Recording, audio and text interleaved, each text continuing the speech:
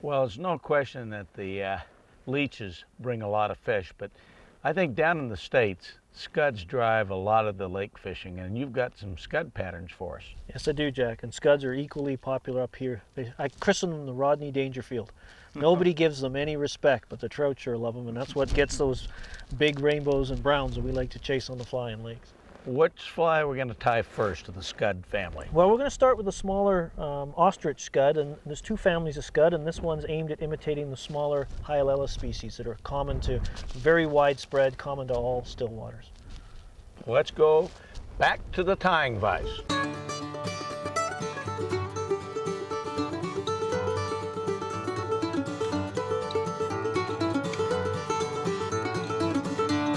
Just come from the lake, and now we're going to sit down and tie a favorite Hyalella imitation, and that's a freshwater shrimp, or scud, as they're more properly known. And the Hyalella is the smaller of the two families. There's Gammarus and Hyalella, and this is a smaller Hyalella imitation. We've got a number 14 curved scud pupa hook placed into the jaws of the vise, and I slipped a 3/32 gold bead up to the front. I'm going to take some 8/0 tying thread and attach that directly behind the bead and secure this down the hook shank. Once I've got this in place, I can pull down slightly on the thread, applying tension, and with enough of the tag left over, snap this thread. Never mind, we won't do that. I don't. Cut her off. Yeah, well, I can show it. I just need to be a little, stop worrying about. All right. Placed a size 14 curved scud pupa hook into the jaws of the vise, and then subsequently slid a 3/32 gold bead up to the eye of the hook. You can also use copper, even silver if you like, or we can tie this fly unweighted, but I prefer the gold bead. Gives a little kickstart to get down near the bottom.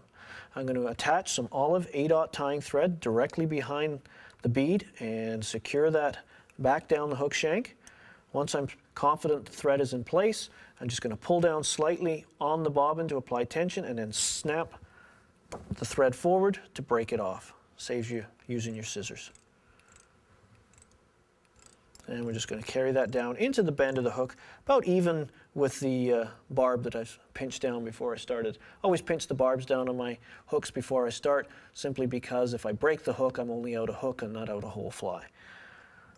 So I'm going to carry that forward. I've got a good foundation to stop materials from sliding around, and then carry that thread back up to behind the bead. The next step is I'm going to take some fine gold wire to complement the bead choice, and I'm going to actually insert that gold wire into the bead to help hold it in place, and then using the tying thread, secure it back down the hook shank along the near side of the hook.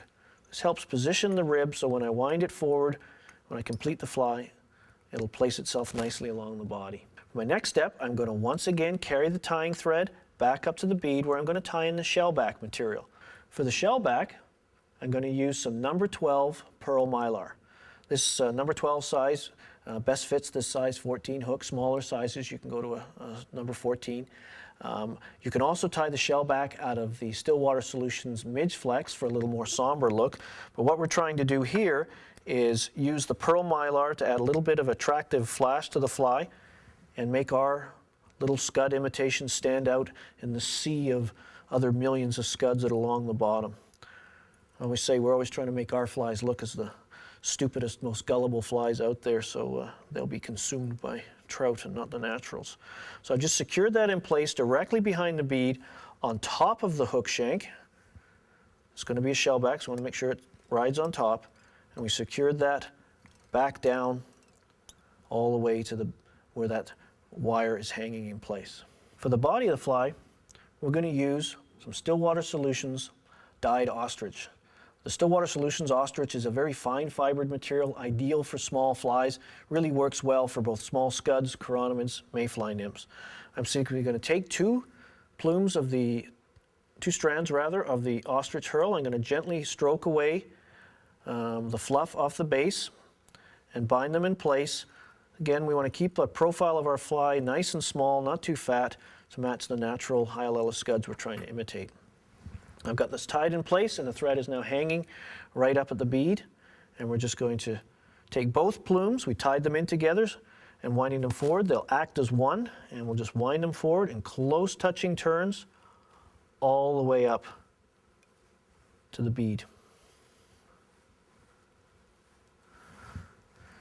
just simply pass our tying thread over, behind, and then directly in front to lock those in place and trim away the excess. Now, these ostrich fibers help suggest the legs of the natural scud. And we want to try and get as many of those fibers underneath the hook as opposed to on top. So all I'm going to do is simply moisten my thumb and forefinger and stroke and part a path for our shellback and help get those fibers underneath the fly. Again, we're going to get these flies wet, so we shouldn't be afraid of using a little moisture at the vise.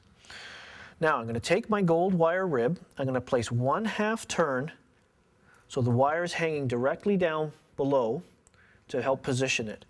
I'm now going to pull my pearl mylar shellback, hold it in place, and come over the top and apply pressure on the downside. I don't apply pressure right away when I'm winding this wrap, and that helps avoid having the torque of my action roll the shell back out of position. So I come down over the top, pull down when I'm going away, over the top, down and away. And this segmentation helps suggest the natural segments of our Hyalella scud and obviously reinforces the fly as well. So we're just going to tie this off, place a couple of wraps, again behind, and then in front, and then rather than use my scissors to cut the wire, I'm going to break it off. No matter how hard you try, when you use your scissors, it always leaves that little annoying tag that likes to break your thread at all the wrong time, and it's also hard on your scissors. We pay good money for these scissors, so we want to make them last a while.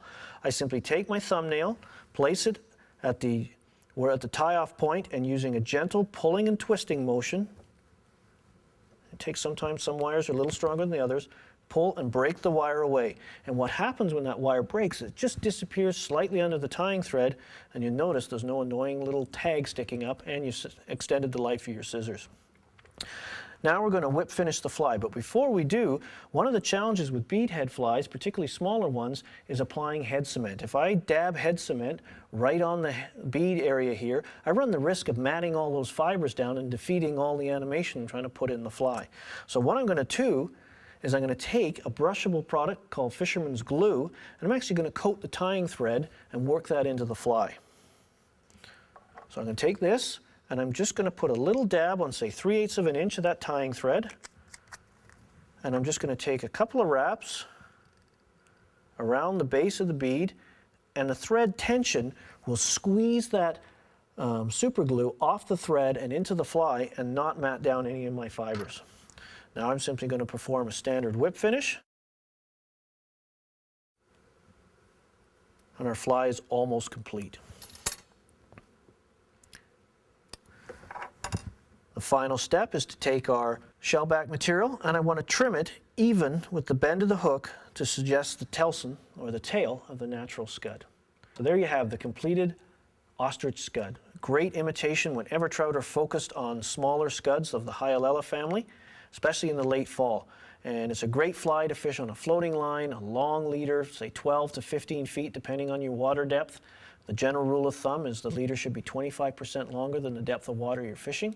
And we're just going to fish this in an erratic, random manner, much like the natural scud moves. So slow hand twists, a couple of quick strips, long pulls, make it erratic and random, and hopefully you'll have success. But remember to pay attention to the particular retrieve the trout seem to grab the fly on, because that could be the trick of the day. Some days it's fast, some days it's dead slow. The ostrich scud, great simple stillwater fly again.